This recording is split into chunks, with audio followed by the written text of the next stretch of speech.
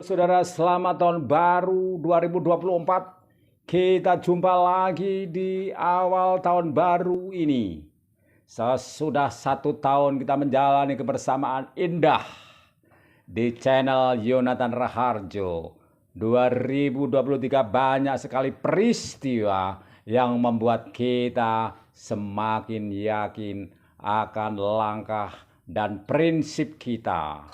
Bahwa kita adalah manusia yang mempunyai prinsip, kita adalah manusia yang mempunyai integritas, dan kita adalah manusia yang tidak sekedar terombang-ambing oleh segala macam fenomena yang membuat kita harus menentukan mana jalan yang baik, buruk, dan benar, dan salah, dan mulia, dan tidak mulia, dan semuanya. Ini sebuah fenomena yang berkembang ketika pada saat Pilpres 2024, 14 Februari yang akan datang ini, berkembang berbagai macam pendapat tentang etika dan yang tidak sesuai etika. Nah, kita mengamati saat ini ada pendapat yang mengatakan bahwa etika itu adalah sesuatu hal yang bersifat relatif.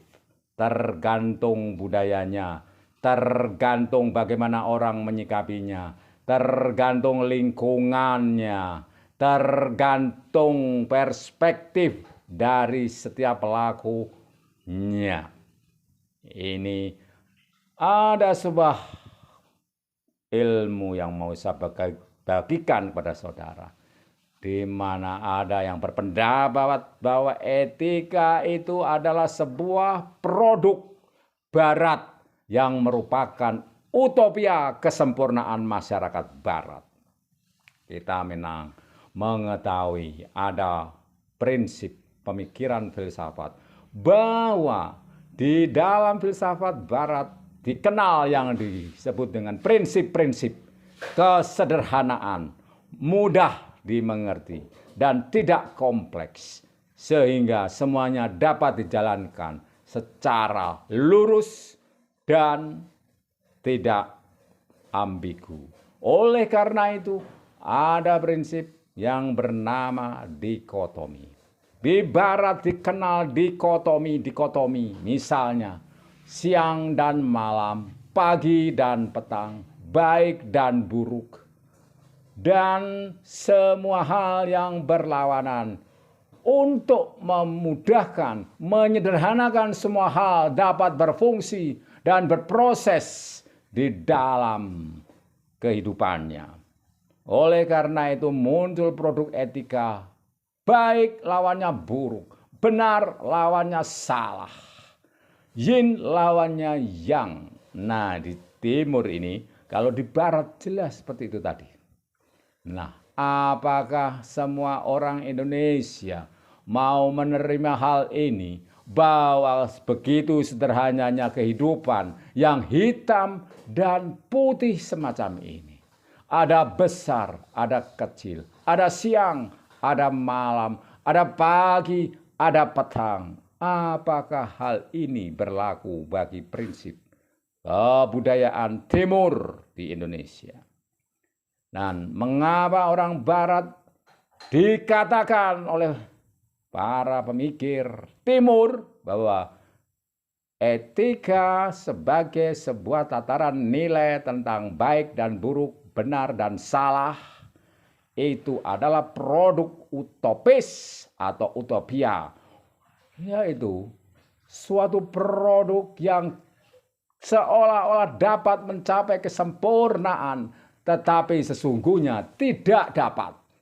Tetapi sesungguhnya tidak dapat mencapai kesempurnaan. Bahwa tidak ada yang sempurna di atas muka bumi ini. Dengan adanya nilai-nilai etika yang ditawarkan dalam filsafat barat itu, dianggap akan ada model kesempurnaan di dalam hidup manusia. Oleh karena dapat dengan mudah dinilai mana yang beretika, mana yang tidak, mana yang salah, mana yang benar.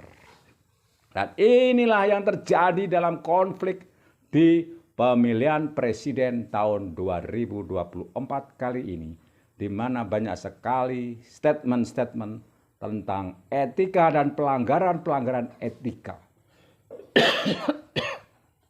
Nah, saudara, saya batuk. Ini juga apakah beretika ketika saya berhadapan dengan saudara? Tentunya saya tidak ingin batuk oleh karena ini akan mengganggu siaran. Tapi itulah kenyataannya, tidak mungkin sempurna di dalam siaran apapun. Maka kadang harus ada dipotong. Harus dipotong. Lantas videonya dipotong, disambung lagi. Nah, kalau hal itu saya lakukan, maka tidak bisa langsung sekali muat, sekali upload, sekali tayang. Harus diedit dulu, itu akan memakan waktu. Dan itu akan berpengaruh kepada profesionalitas, waktu, tenaga, dan uang. Nah, saya lanjutkan. Ternyata dalam kehidupan kita tidak mungkin mencapai kesempurnaan.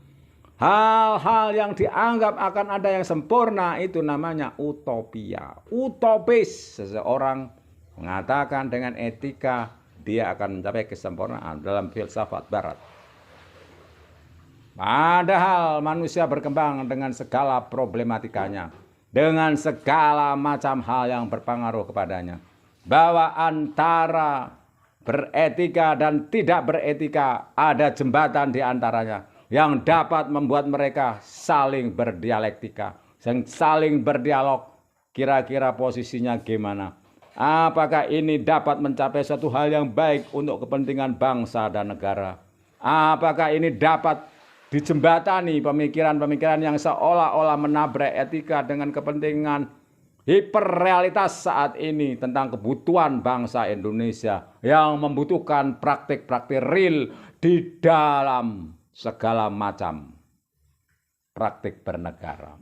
Inilah saudara kunci mengapa salah satu paslon mengatakan tentang etika berbeda dari dua paslon yang lain. Itu masalahnya. Seperti halnya di dalam filsafat timur bahwa tidak hitam putih yang ada di dalam prinsip-prinsip.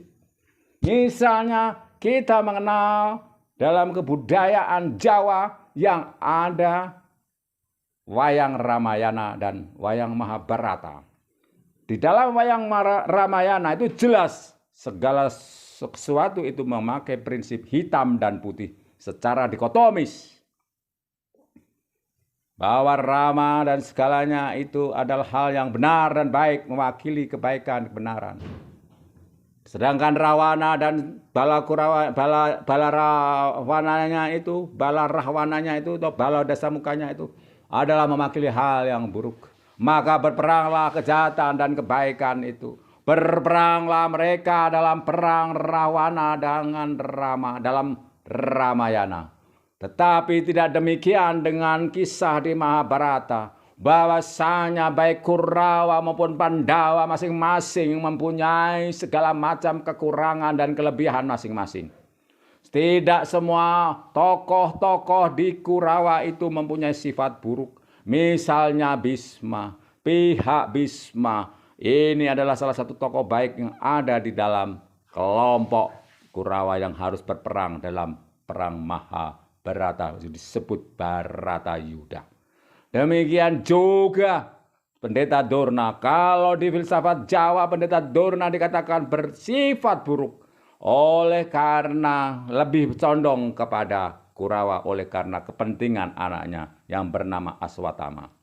Tetapi dalam wayang Hindu tidak demikian. Ternyata Pendeta Dorna juga mempunyai nilai-nilai mulia.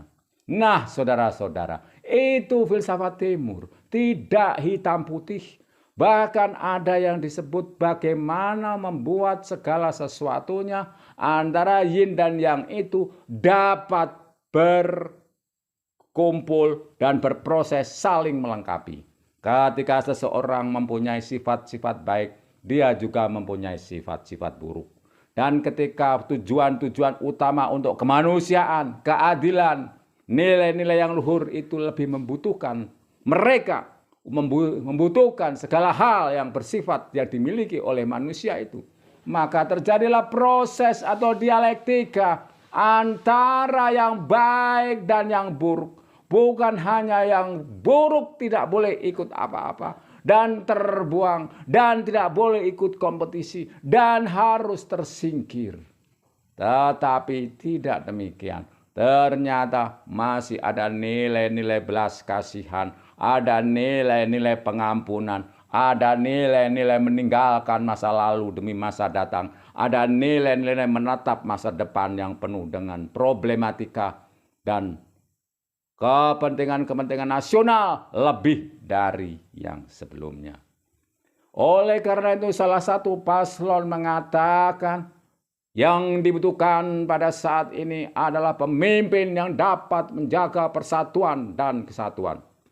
Itu adalah alegori dan retorikanya.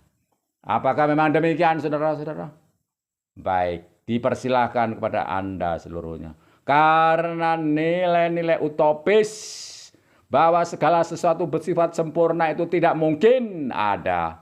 Bahwa distopia yang terjadi, bahwa segala sesuatu yang dianggap sempurna tetapi ternyata banyak hal yang tidak membuatnya sempurna.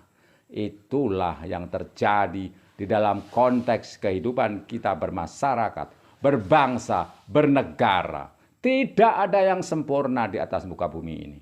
Nah, oleh sebab itu ini bukan suatu masalah tunggal yang hanya dapat diselesaikan dengan satu gerakan saja. Tetapi semuanya membutuhkan keterlibatan yang kompleks dan semuanya menjadi hal pertimbangan. Oleh sebab itu kita memang betul-betul dapat memahami posisi kita sebagai rakyat Indonesia yang mempunyai hak untuk memilih para pemimpinnya. Bahwasanya ini saat rakyat Indonesia menjadi bersifat bijak. Bagaimana ketika nilai-nilai yang baik dan buruk, etika yang beretika dan sudah tidak menjadi bahan pertimbangan utama oleh karena banyak hal berkepentingan di dalamnya sebagai sesuatu yang memperantarai antara nilai etika buruk dan nilai etika baik. Di situ ada perantara dan ada antara dan ada yang dapat mendialogkannya. Itu saatnya kita sebagai rakyat Indonesia berpikir secara cermat dan bijak, memikirkan lebih baik berbagai kemungkinan yang terjadi. Bila nilai-nilai yang melanggar etika itu tinggalkan, apa yang bakal terjadi? Bila nilai-nilai dalam etika itu yang dalam masa lalu pelanggaran hak asasi manusia dan sebagainya tidak menjadi bahan pertimbangan selanjutnya, apakah dapat dinyatakan bahwa orang yang demikian itu akan dapat membawa nilai-nilai yang bagus di masa akan datang? Memang manusia bisa berubah, memang ada pengampunan, memang ada nilai-nilai yang membuat kebaikan dapat melupakan kejahatan dan menutupi kejahatan, tetapi masih banyak hal yang dapat kita pertimbangkan. Baik itu secara hukum, baik itu secara kekuatan politik satu dengan yang lain, baik itu secara pertahanan keamanan, baik itu secara psikologi, sikap-sikap yang bersangkutan. Apakah dapat dijaga bahwa dengan keberadaannya yang demikian, penuh dengan emosi, dengan karakter yang tidak bisa diubah lagi, meskipun dengan berbagai upaya diupayakan bercitra yang berlawanan sehingga menimbulkan simpati. Apakah hal itu menjadi jaminan bahwa dengan demikian nilai-nilai etika dan sebagainya itu tidak akan dapat tercapai oleh karena ketidaksempurnaan terjadi dalam kehidupan yang penuh dengan distopia, sehingga kita mengatakan baik kami tidak mau utopis, kami mau realitas saja yang terjadi di masyarakat. Nah, itu pun juga sebuah pertanyaan bahwa itu bukankah juga merupakan sebuah realitas bahwa manusia itu meskipun sudah dipermak atau dicitrakan dengan hal yang baik, tetapi kalau dia sudah mempunyai karakter yang tidak bisa diubah sejak kecilnya, hal itu akan lebih memakan waktu dan tenaga. Dan itu betapa kita membuang energi pada masa-masa yang sudah kita perjuangkan selama ini. Ketika kita melewati tahap-tahap sejak tahun 1945, Ada masa-masa Indonesia dalam demokrasi parlementer. Ada masa dalam demokrasi terpimpin. Ada masa dalam demokrasi Pancasila. Dan kemudian ada masa dalam demokrasi reformasi. Dan sekarang kita dalam masa reformasi. Sesudah reformasi, apakah kita akan tetap berpegang pada nilai-nilai yang progresivitasnya dapat kita pertanggungjawabkan? Meskipun kita tidak dapat mencapai kesempurnaan, apakah kita tidak punya harapan bahwa meskipun tidak ada yang sempurna atau utopis, kita tetap harus berusaha untuk menggapainya, untuk maju dengan berjalan dengan nilai-nilai yang sudah kita miliki bersama. Karena kita tidak hidup diam sendiri. Kita tidak hidup sendirian di bangsa Indonesia ini. Banyak sekali rakyat yang terlibat. Banyak sekali kelompok yang terlibat. Banyak sekali umat yang terlibat. Oleh sebab itu, mari kita saat ini menyatukan pemikiran. Berbagai kemungkinan dalam hiperrealitas yang terjadi pada saat ini. Bukankah kita tetap dapat mempunyai pegangan? Meskipun yang dicapai itu merupakan hal utopis, meskipun yang ingin dicapai merupakan hal yang utopis, tetap cita-cita kebaikan dan keluhuran itu adalah harga mati. Harga mati untuk mencapai nilai-nilai di dalam tujuan kemerdekaan Indonesia, yaitu mencapai masyarakat adil dan makmur berdasar Pancasila dan Undang-Undang Dasar 1945. Adil berkemakmuran dan makmur berkeadilan.